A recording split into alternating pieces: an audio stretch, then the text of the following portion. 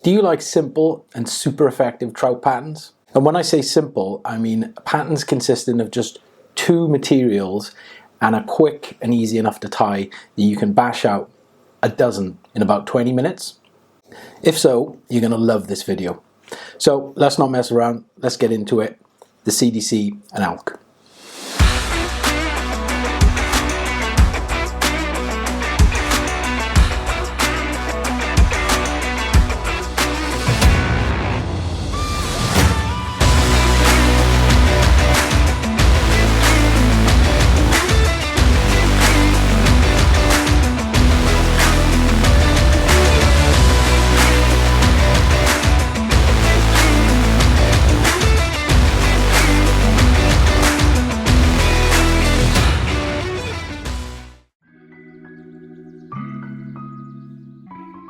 Hi everyone.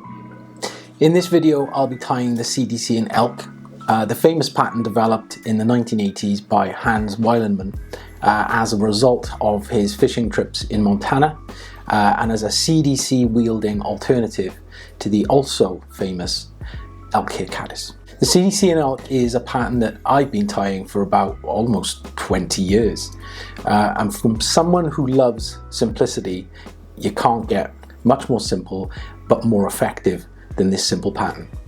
Consisting of two simple ingredients, excluding the thread. This is perfect for those of us who have either a last minute trip, we need to tie up a couple of patterns for tomorrow's trip, or of course someone out there who just needs a simple but very effective pattern. As a bonus, I'll also be tying Hans's Crippled CdC and Elk, and again this is perfect for emerging upwings, stillborns, anything that may be trapped in the surface. So with these two simple patterns, it's possible to cover both the adult caddis with the CdC and Elk, and of course the emerging trapped surface filmed invertebrates with the crippled CdC and Elk. Now I've personally used the CdC and Elk in the past during large brook dun hatches, for example, because I stupidly forgot the appropriately sized paraduns. And as for the crippled CdC and Elk, as I've mentioned,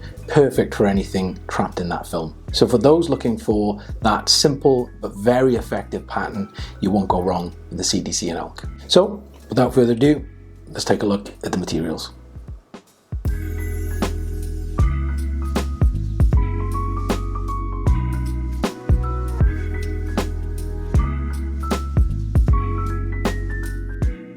Firstly, for the standard CdC and Elk, I'm using the Fulling Mill Ultimate Dry Hook. So this is a traditional and barbless dry fly hook that gives me the strength I need whilst thin enough not to drag the pattern under. My go-to size for the waters that I fish is generally a size 16, but of course feel free to move up or down the size to imitate the invertebrates you're looking to cover. When tying the Crippled CdC and Elk, I opt for Fulling Mill's Check Nymph model, which, if you've seen my previous CdC Chironomid or Midge Emerger video, you'll know is a firm favourite. Again, it's nice and strong, but delicate enough for this style of tying. For the thread, as usual, I'm using gel spun. In this video, and for the sizes I'm tying on, I opt for an 18/0. But as mentioned previously, a gel spun thread can easily cut through your materials, so it's important to apply only the necessary pressure, especially when working with deer or elk hair. The body is super simple but so innovatively effective and consists of just a single CdC feather. I said this was a simple pattern, and the tight body and essentially loose CdC strands which form the thorax give this pattern both buoyancy and a lifelike motion. Lastly, the wing. Now while the pattern is called the CdC and Elk, Hans actually opt to use deer hair. Feel free to use any colour you have, but I opt for natural as the pattern will always look dark and silhouetted from a trout's perspective or point of view. As I'm 99% of the time a dry fly guy, colour to me is often irrelevant. So with the materials out of the way, let's get into the tying. So we're at the vise.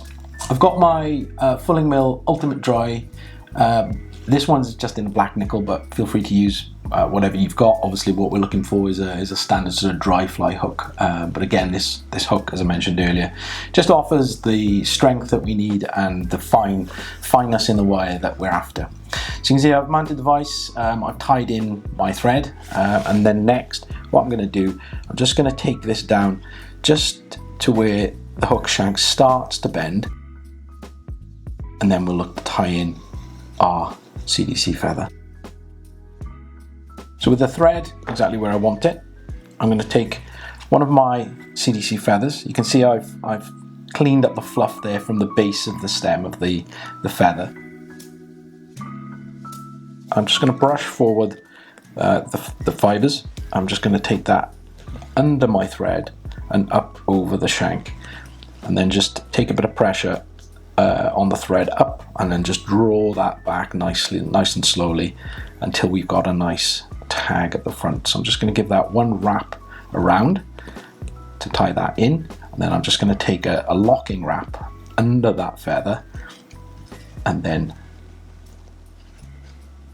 tie in nice and securely, bringing my thread forward and back to the eye. Now once at the eye, I'm just going to take my hackle pliers. I'm just going to catch in or hook the feather, and then I'm just going to start to wind forward, building up that body as we go. Now you'll see a couple of fibers start to splay. That's exactly what we want. I'm just going to draw those back as I wind forward, just to give that nice buggy silhouette. Now when we get sort of, I don't know, 3/4 up, 2/3 to 3/4, you'll notice that these fibers now start to come into their own, and we're looking to tie these in by splaying them, just as you would maybe a spider or traditionally hackled dry fly. And again, we'll incorporate those into the throat of the fly so that we get lots of nice movement. And once we're just behind the eye, I'll tie that in with a couple of firm wraps. Okay, so once tied in, I'm just going to remove that butt end of the stalk, nice and tight to the body, and we've still got all that nice movement, those nice feathers, nice fibers from that CdC feather. Already nice and splayed. Now this is going to give us lots of movement, this is going to give us lots of buoyancy as well, but what we're looking for here from the original tying is that movement. So next up, and we're almost done, I've just already prepped some deer hair, and I've stacked this so it's nice and aligned, so the tips are nice and aligned, and you can see here hopefully we are good to go, and this is going to be our wing. So I want to measure this out. So again, just past the length of the hook, and I'm just going to measure that with one hand and then transfer to the other. Now I've not trimmed the tips here, this is a personal preference. You can if you want, I prefer to do it this way. So I've just changed hands, and I'm just going to give one loose wrap around and then draw up. I'm going to give one more secure turn up and over, again pulling up. I don't want too much of that fur to wrap around the shank, and then with the tension still on my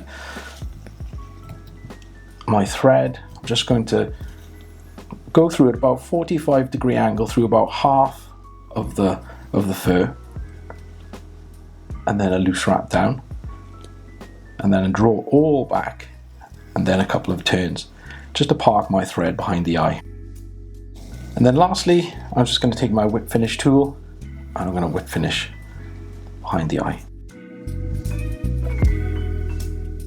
So I'm just going to trim my thread, and then we're going to perform a little bit of a cleanup. And with all those butt fibers forward, I'm just going to create and trim that head.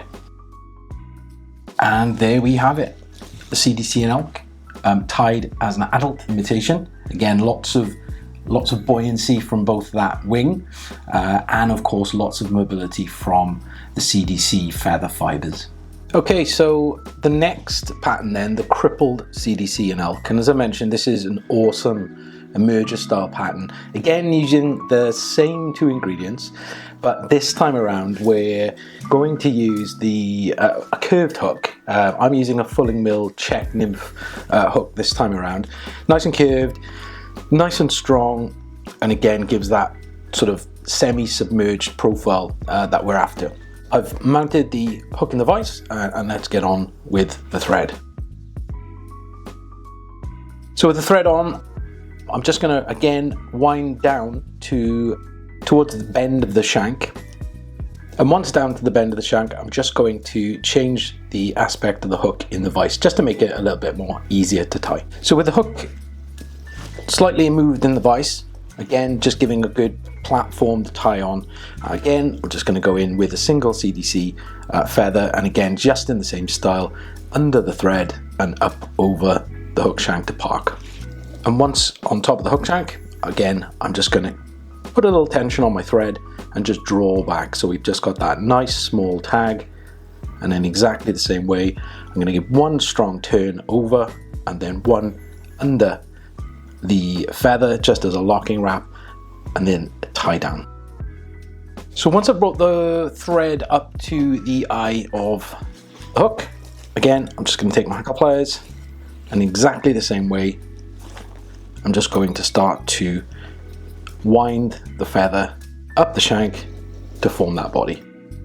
So just as before, as the feather fibers start to splay, I'm going to draw those back nice and neatly, again forming those nice buggy bits that are going to give that mobility in the fly. And then once up to the eye, I've snipped off nice and tight, and then we're ready for the wing. Again, we'll use the same deer hair.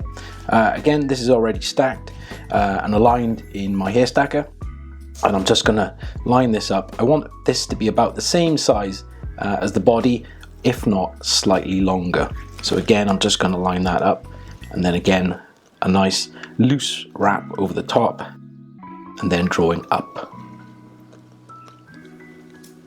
And then we're going to give one secure wrap over the top, 2, and then I'm going to take everything up out of the way of the eye, and then a couple of turns and park my thread.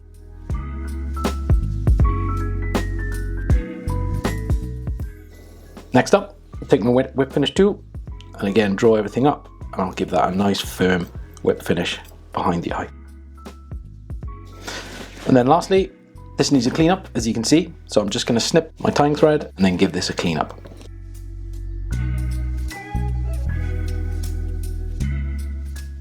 And there we have it, the crippled CdC and Elk, again perfect for those emerger style invertebrates that we're looking to imitate, and again one of my firm favourites. So there we have it, the CdC and Elk tied 2 ways. As I mentioned, this is a great pattern not just for when trout are feeding on caddis, but also when you're looking for a pattern maybe with a bigger footprint and looking to cover maybe an upwing. Hopefully you'll tie a few up, get them in the water, and do let me know how you get on. If you've enjoyed this video, feel free to give it a like, and I'd love to hear your thoughts and comments in the comment section below.